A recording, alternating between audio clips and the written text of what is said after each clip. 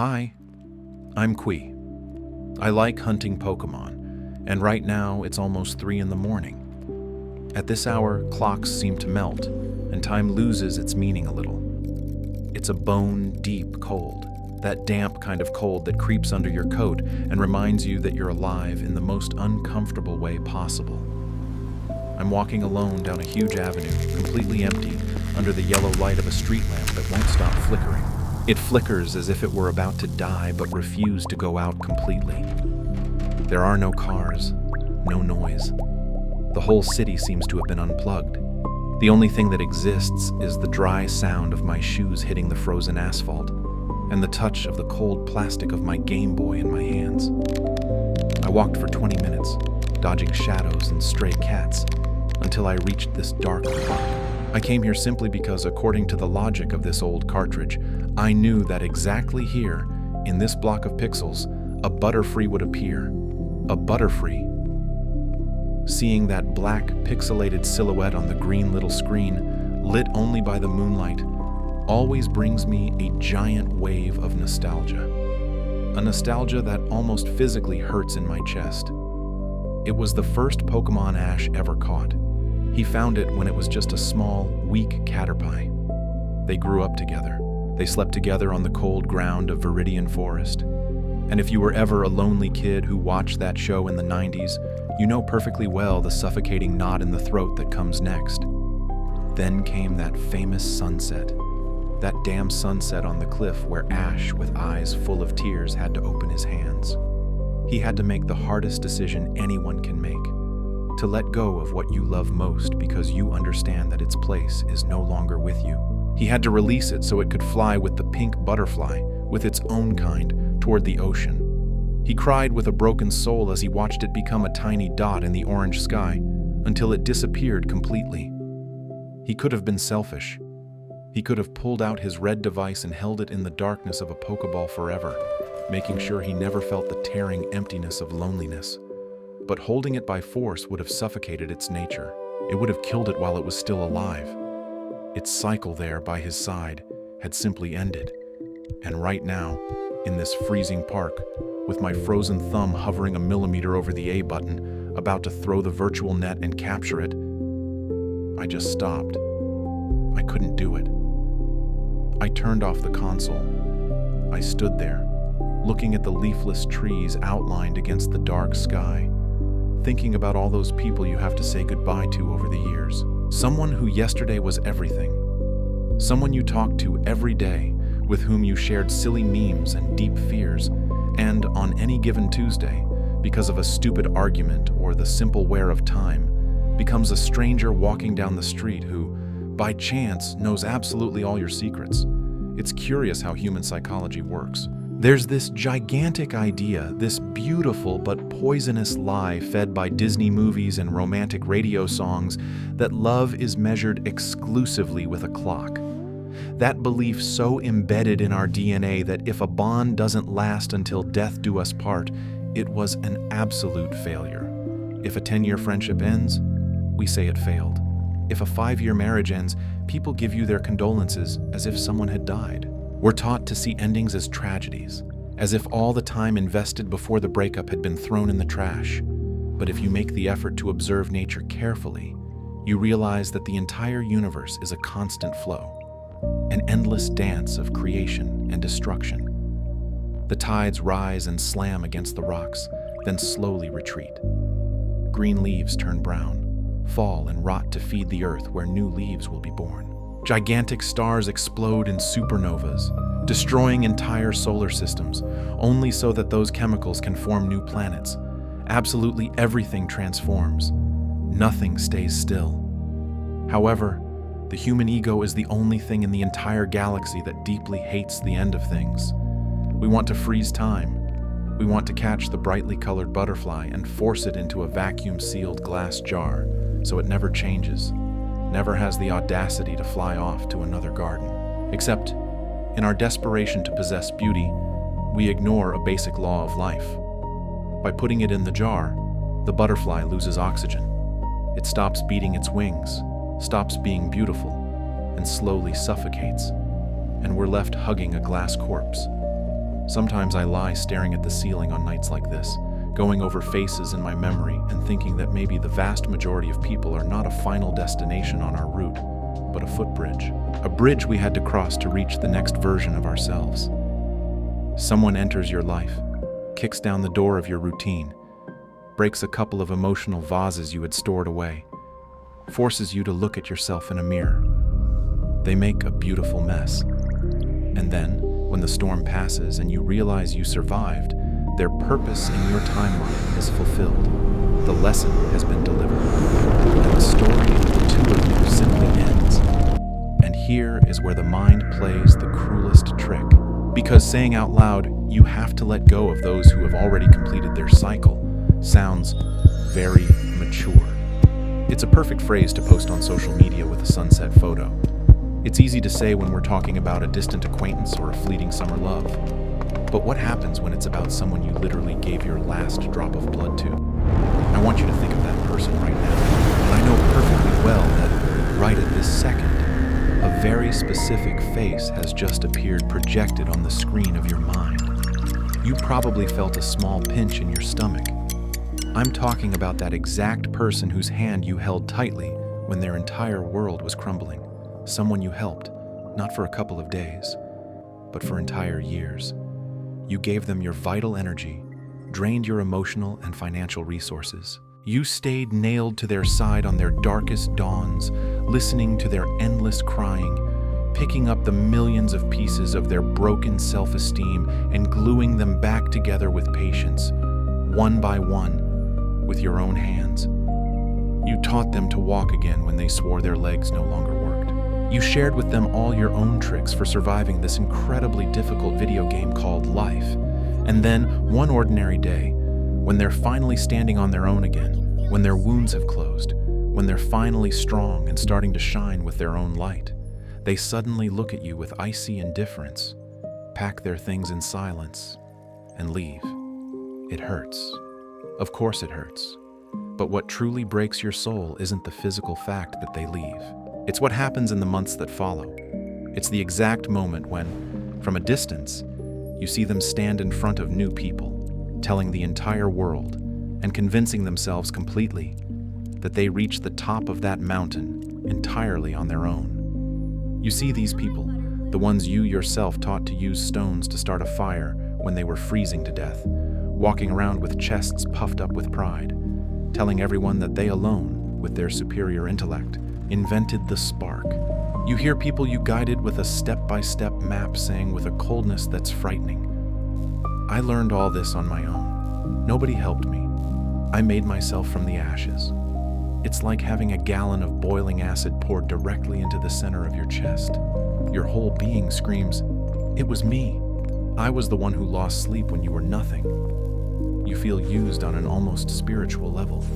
Your wounded ego demands revenge, or at least poetic justice. It demands a diploma, an honorable mention.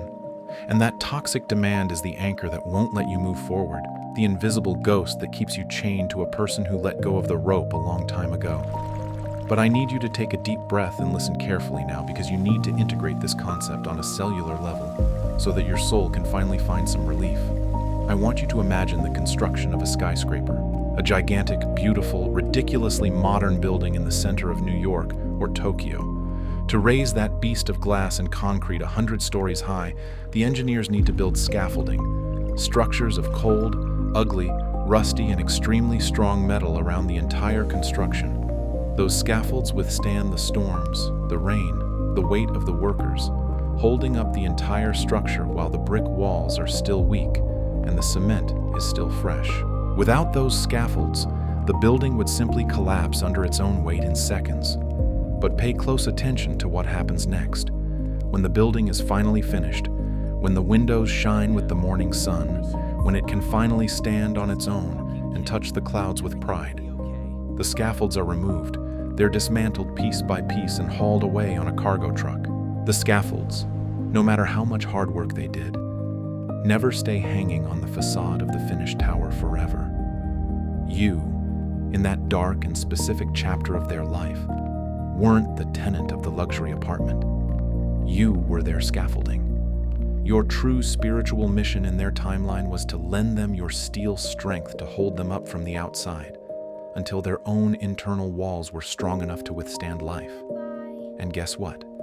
You did your job to fucking perfection. You're a master architect of souls. But understand this iron law. Scaffolds don't stay around to drink coffee on the balcony of the finished building. The undeniable fact that they have such a conveniently bad emotional memory, or an ego too fragile to look you in the eye and say thank you, doesn't erase what you did. Their ingratitude doesn't diminish your worth in the slightest. The light you gave them from your own chest is still pure light, no matter if they now decide to put their own brand on it. The universe keeps its own impeccable record. You don't need a tin medal. You don't need them to mention your name in their victory speech to know. Deep within yourself, exactly who you are and the miracle you were able to perform for another human being. If we mentally return to that little screen of the Game Boy, look at Ash.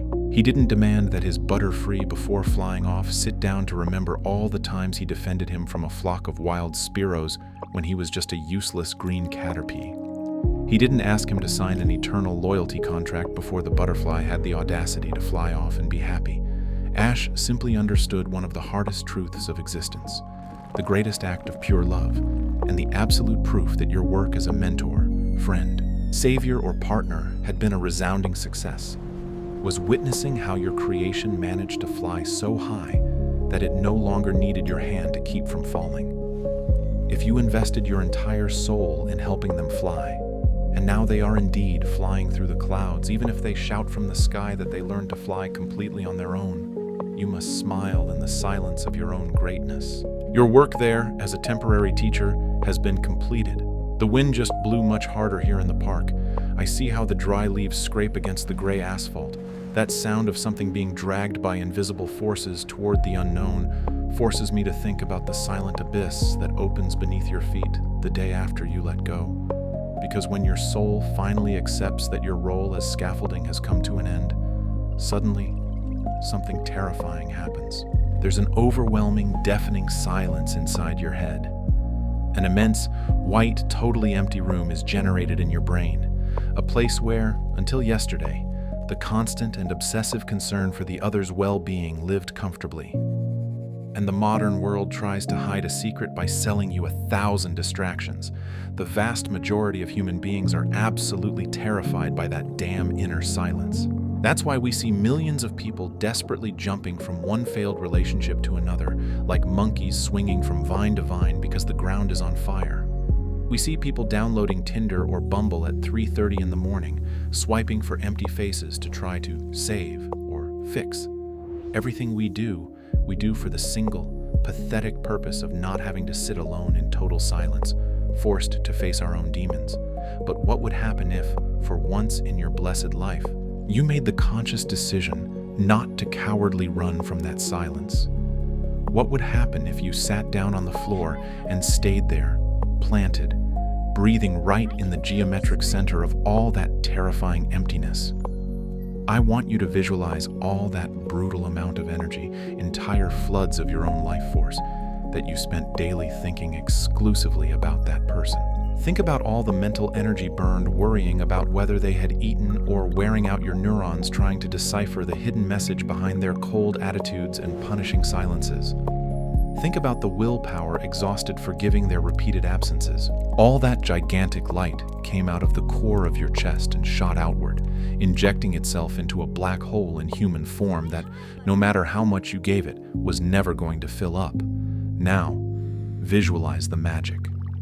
What would happen if you took all those invisible cables, thick and full of electricity, that were plugged into that person's system, and with one violent yank you unplug them, pull them toward you, and now connect them directly back inward, toward your own vital core? I promise you the sensation is like an electric shock. It's recovering total control of your own matrix. It's like turning on the main generator of an entire city that had been in darkness for months. In the exact second, you make the irrevocable decision to stop bleeding your energy for the ghosts of those who are no longer in your present. All that enormous mass of energy comes flying back to its rightful owner, you. And listen, because this is the secret of alchemy. That precise moment when the cable reconnects to you is the instant where the tearing pain of loss is transmuted into the fire of the forge. Suffering literally becomes the greatest creative power you'll experience in your entire damn life. The greatest works of art that have made multitudes cry, the most successful businesses, the most brutal spiritual rebirths, 99% of the time are born strictly from the scorched earth left behind when an important person leaves forever. You now have that nuclear reactor in your hands. Use it. But there's another bitter truth pill we need to swallow. Living locked inside our skulls, we are completely convinced that we are the absolute center of the universe in the dramatic movie of our own life. We are the tragic heroes, the misunderstood, the golden-hearted martyrs who always give more than they receive. But by playing the suffering hero of our own epic, we forget one cosmic detail. We are also background actors, antagonists, or simple extras with no lines in the complex movies of everyone else's lives. You, yes, you who are listening, I need you to be brutally honest in front of the mirror of memory. You were also the strictly temporary person in someone else's painful story. You also arrived one day in someone's peaceful routine like a damn Category 5 hurricane. You scrambled all the emotional furniture they had perfectly arranged before they met you. You took some valuable lessons for your own growth, fed off their light, consumed their time. Maybe you even pronounced the magic word and promised a forever that, in that millisecond, felt totally real. And then, because the wind of your evolution changed direction, your own footsteps led you in another direction, and you didn't look back. I assure you that perhaps on this same freezing dawn, there is a person in some distant city who is exactly like you, staring at the ceiling, swallowing bitter saliva, and asking themselves why the hell you walked away from their side. Someone is going through your last text messages, trying to solve the cursed puzzle of why you stopped answering the phone with the same enthusiasm you had at the beginning. You must accept this. All of us, without exception, are the beloved butterfree that flew away in someone's story. We have been the wise old master who teaches and then steps aside. We have been the arrogant student who learns the trick and forgets to come back and say thank you. We have been the firm cement bridge that helps cross a dangerous river only to be left abandoned on the shore. And we have been the anxious passenger who, in the middle of the cosmic train journey, gets off 2 stations before the promised destination, simply because they saw out the window a new landscape that caught their attention more. Understanding this mechanism is not going to turn you into a person of ice. Quite the opposite. Understanding the laws of eternal motion makes you free. It lifts off your shoulders that crushing weight of believing you have to be the eternal savior of everyone who crosses your path. You are not a walking rehabilitation clinic, and simultaneously, it rips off you the comfortable but stinking costume of perpetual victim. There are no white-caped heroes nor evil villains operating on this immense board. There are only tiny, curious souls violently colliding with each other, transferring heavy packages of information, causing friction in order to grow. So listen, the next time the translucent ghost of that person tries to sit silently on the edge of your bed, please don't react with hatred. Don't repress the feeling by going on your phone to watch trash videos. Feel it. Face the creature. Let the blue melancholy and the pain pierce your chest with the same purity with which the freezing wind cuts the night. Cry if the pressure in your eyes asks you to. But when the storm passes, don't build a monument. Don't construct an immense altar with eternal candles worshiping that suffering. Your room is not a mausoleum. Don't spend the next 5 years acting as the miserable guardian in the gray cemetery of the things that could have been beautiful and simply weren't. When the ghost of memory appears, look it firmly in the eyes. Lift your head. Tell it out loud from the depths of your healed chest. I deeply appreciate the data download. Thank you very much for the painful but necessary update of my spiritual software. And after saying that, turn off the damn screen. End of transmission. The yellow street lamp on the corner of the avenue finally gave up. With a stifled electric click, it simply went out completely, plunging me into a much denser darkness. Only the pale blue reflection of the moonlight remains, filtering with great effort between the dry, knotted branches. It's almost 4:15 in the morning, and the cold has now broken through the barrier of clothing. It's time to go back. I look at my Game Boy one last time under this pale light. I know I could turn the console on right now, throw the Pokeball with millimetric precision, and finally catch that pixel Butterfree. I could force it to stay on my main team forever and trick my brain into feeling that I possess something beautiful and untouchable, even though deep down I know it's just sad binary code on an old dusty circuit board. But looking at it now, wrapped in this freezing dawn peace, I no longer see any sense in capturing it. The hunting instinct is gone.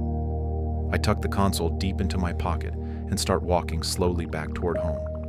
My footsteps on the pavement sound different now. They no longer sound nervous, no longer sound like an anxious hunt.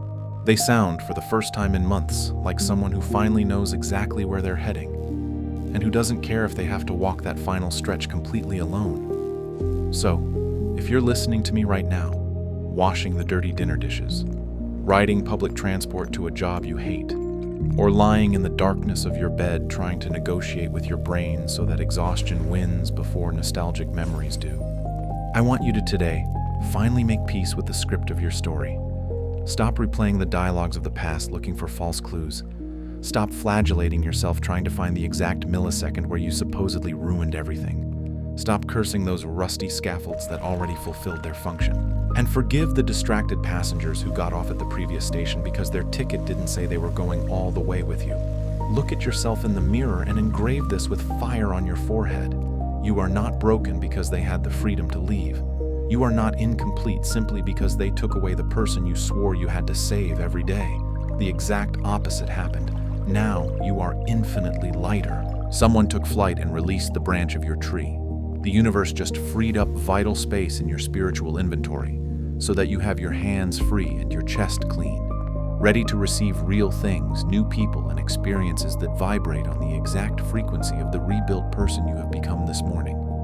But the universe becomes physically incapable of delivering you the new miracle if you stubbornly insist on keeping your arms closed, clinging like a small child with bleeding hands to a fistful of gray ashes that belong only to a yesterday that no longer exists.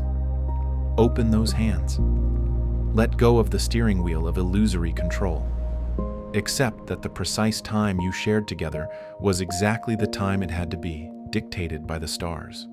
Not 1 second more, not 1 second less. It was a work of art, and it was absolutely perfect in the brevity of its temporality. It fulfilled its mission. And now that the curtain has fallen, your only sacred duty is to turn on your own heels, turn your back on the old station, and keep walking forward. You are the only solitary and brave passenger who will make the complete route of the journey. Make the damn view worth every tear you've shed. Don't erase their memory with hatred. Keep forever the fraction of genuine light they gave you when the night was dark. Keep in your toolbox the brutal lessons they forced you to learn. But them, the souls behind those names, let them go in peace. It's time for the final ritual. Open the great rusty Pokeball you carry in the center of your subconscious mind. Visualize the red beam of light returning them to their physical form one last time. Notice how their faces already look a little blurry, how time has stolen sharpness from your memory. Nod your head with the respect of two warriors who cross paths on the battlefield of life. Thank them out loud. Bless their passage through your timeline. And then, with the greatest, most detached love that exists, turn around and let them fly back into the immensity of the leafy forest of their own distant life. I'm Kui. The sky to the east is already starting to be painted a dark, almost violet blue. Dawn is breaking over this city of frozen concrete, and I honestly believe that tomorrow will be a very good day to stop, once and for all, hunting the ghosts of the past. It was a good night journey.